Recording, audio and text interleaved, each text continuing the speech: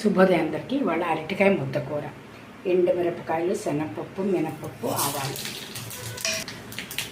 అల్లం, పచ్చిమిరపకాయలు. అరటికాయలు సన్నగా తరిగేసి ఇలాగా ఉడకబెట్టేసుకోవాలండి.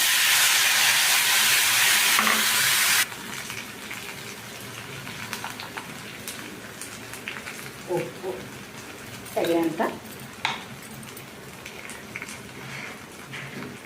పసుపు,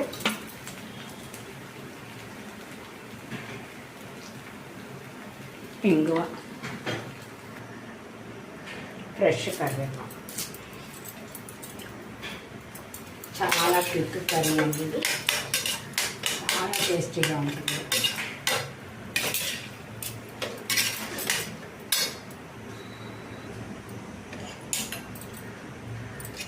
చాలా క్విక్గా అయిపోతుందండి కూర, అరటికాయ ముద్ద కూర.